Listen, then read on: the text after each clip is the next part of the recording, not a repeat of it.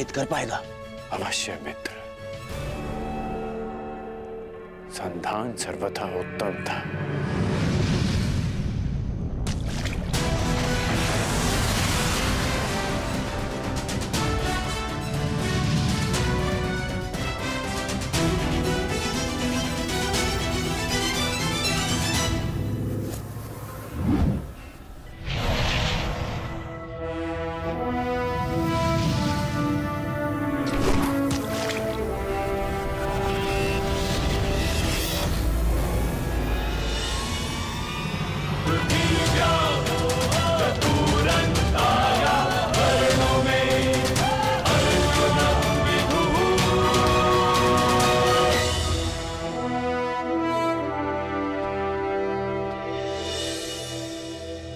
अब अपने वर का चयन तुम्हारे हाथों में है सखी। क्या तुम इस युवक का चयन करोगी?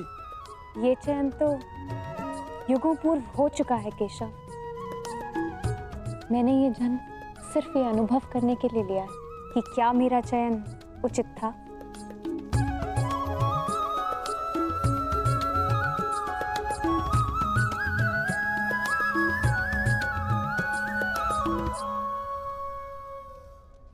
एक साधारण ब्राह्मण ने लक्ष्य भेद कर कैसे लिया? जो तुम्हारे सामने खड़ा है वो सामान्य नहीं है मित्र, कुछ तो असाधारण है इसमें।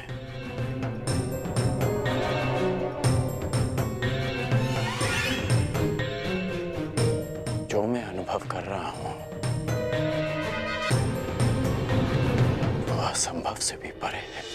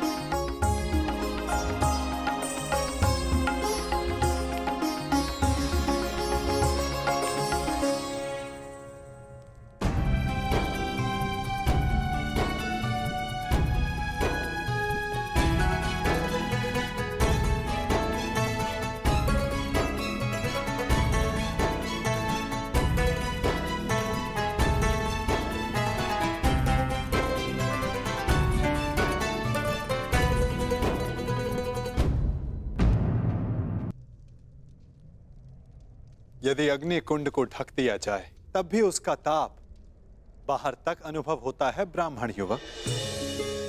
तुम्हारे भीतर की योद्धा की अग्नि को ब्राह्मण वेश रोक ना सका। और अग्नि तो पुनीता होती है। जब तक तुम्हारे जीवन का उद्देश्य पूर्ण ना हो जाए तुम्हें भस्म कैसे कर सकती है?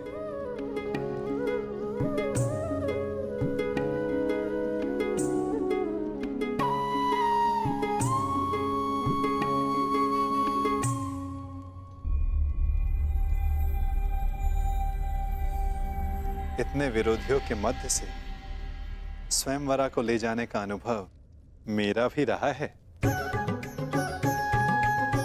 उस अनुभव के आधार पर तुम्हारे लिए एक सुझाव है। यहां से शीघ्र चले जाओ।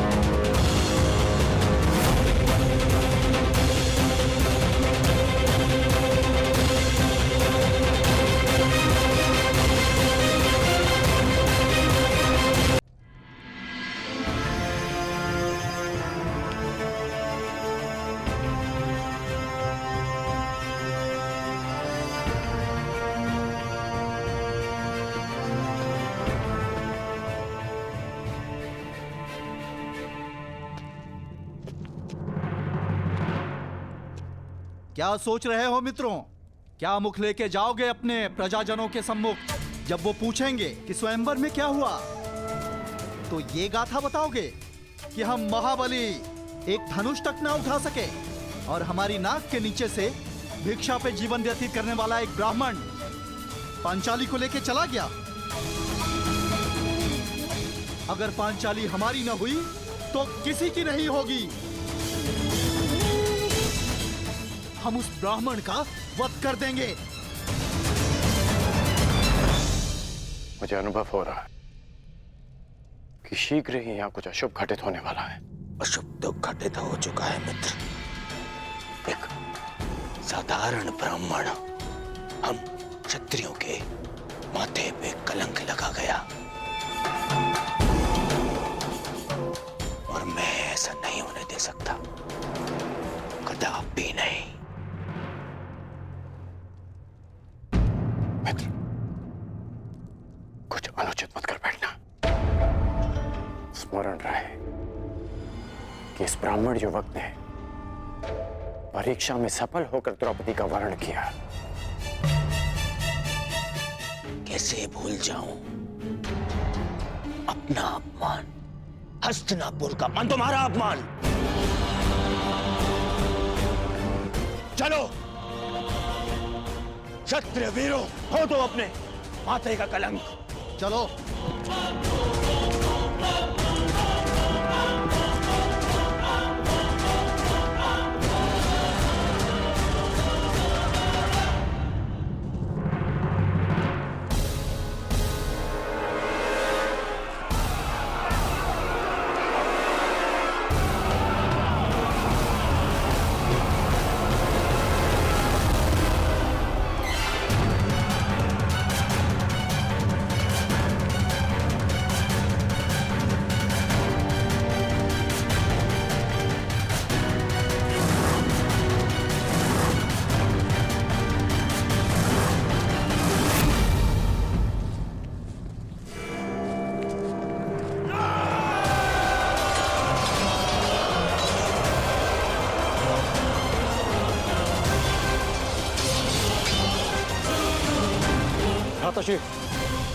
पांचाली को यहाँ से सुरक्षित ले जाइए। मैं भी युद्ध कर सकती हूँ।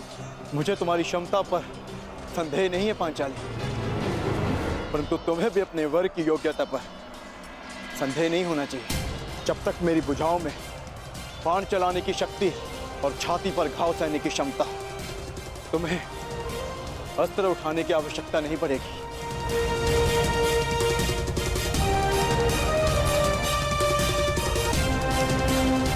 अंगराज, नियति सबको दूसरा अवसर नहीं देती, परंतु तुम्हें दूसरा अवसर मिला है। चयन करने में भूल मत कर बैठना।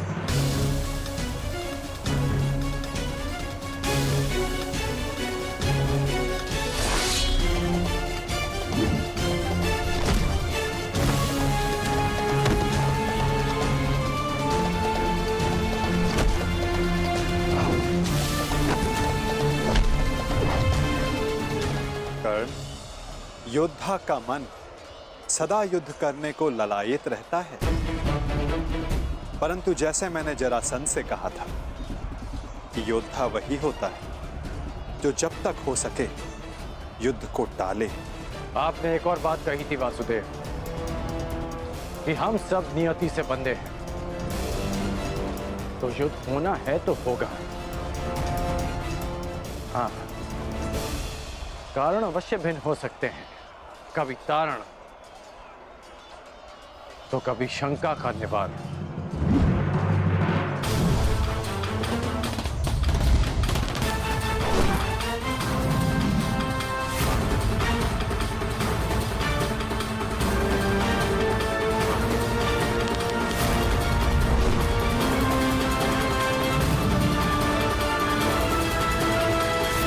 कैसी शंका अंगराज?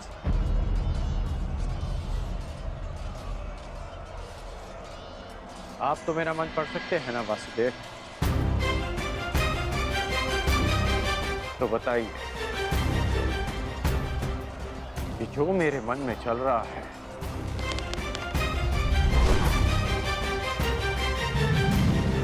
क्या वो सत्य है? सत्य तो कुछ भी हो सकता है अंगराज, बस उसे सिद्ध करने के लिए प्रमाण की आवश्यकता होती है।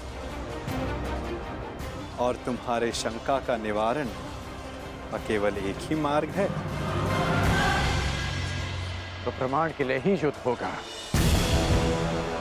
जिस प्रकार हर मनुष्य एक दूसरे से भिन्न होता है,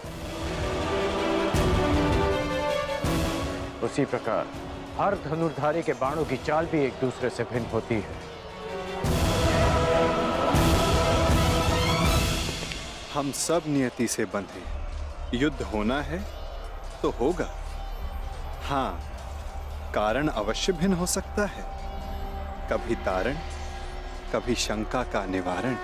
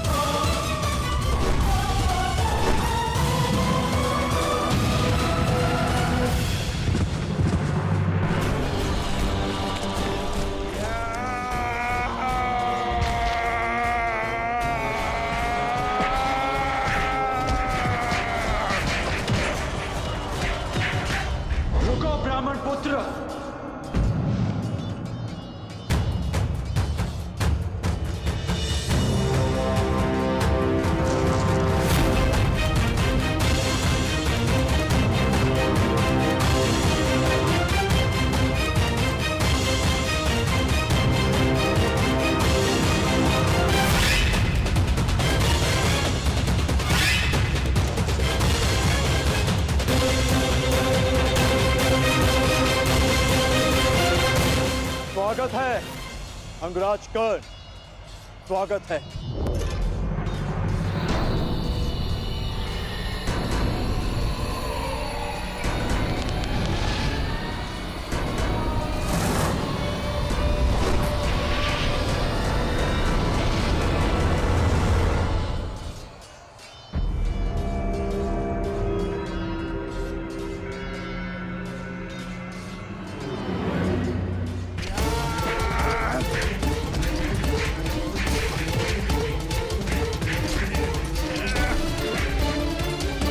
भूखे हो, बड़े भूखे हो ब्राह्मण। अब ये वृक्ष उखाड़ रहे। अरे हाँ, तुम्हें देखकर मुझे एक मूर्ख का स्मरण होता है, वो भी भोजन के लिए सदैव व्याकुल रहता था। अरे महाकाय ब्राह्मण, बालों को ऊपर क्यों प्रहार कर रहे? आओ, मुझ पर प्रहार करो, आओ। इससे अवसर की तुम्हें कब से प्रतीक्षा कर रहा था।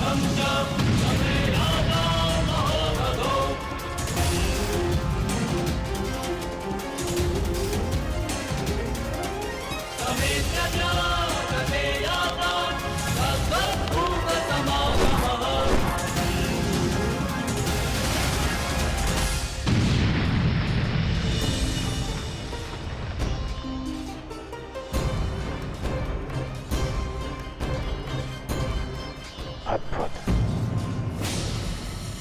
क्या तुम सच में ब्राह्मण हो वीर?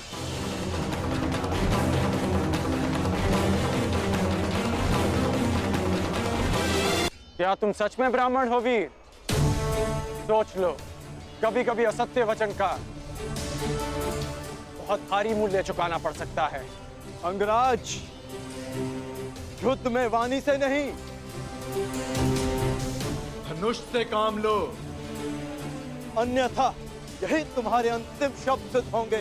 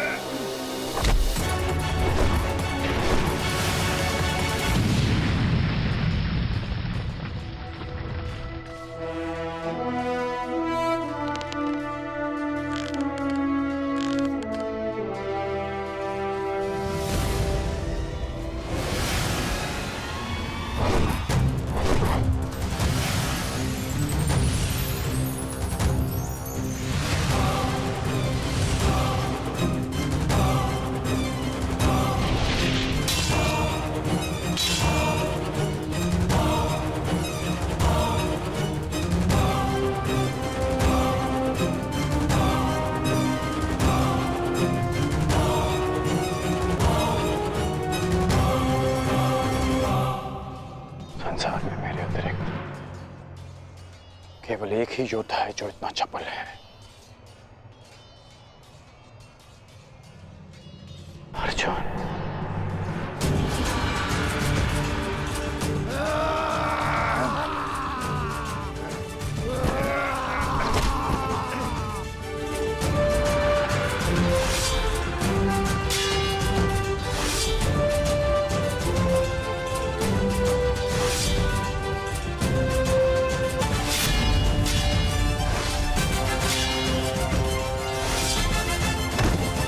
पांडव लाक्षागृह से जीवित बच निकले।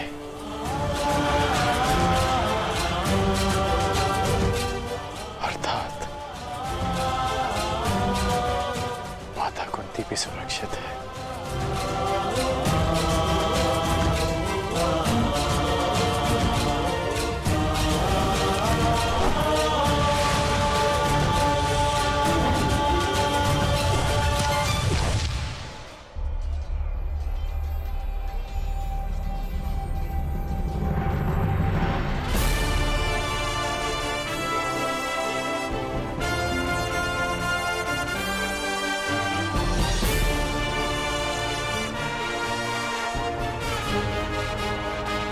मैं समझ गया हूं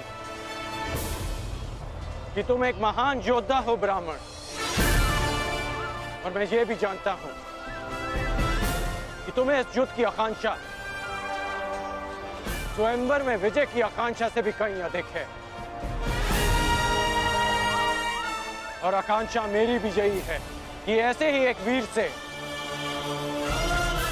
अपना अधूरा द्वंद्व पूर्ण करूं। परंतु वो अधूरा द्वंद्व युद्ध भूमि में पूर्ण होगा, किसी अभिमानी के स्वयंवर में नहीं। लंका का निवारण हो गया, अब इस युद्ध का कोई कारण शेष नहीं। मैं तुम्हारे उज्जवल भविष्य की कामना करते हुए इस युद्ध को यहीं समाप्त करता हूं। जाओ ब्राह्मण पुत्र, तुम्हारी माता तुम्हारी प्रतीक्षा कर रही हूं।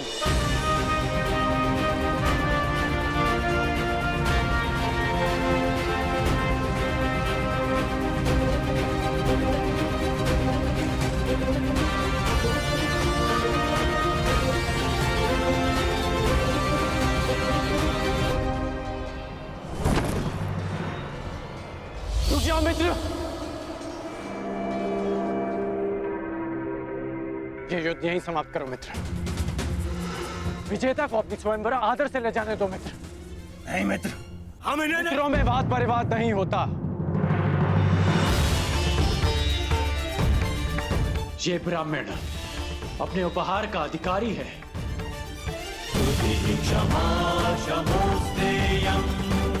जाने दो इसे।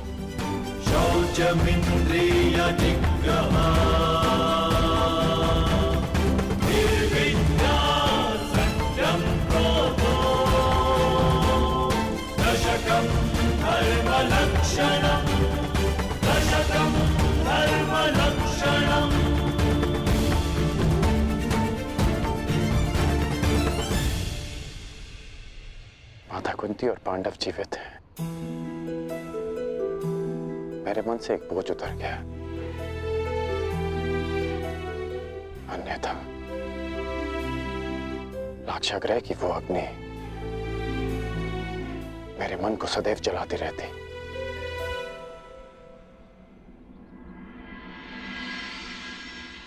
इसलिए आप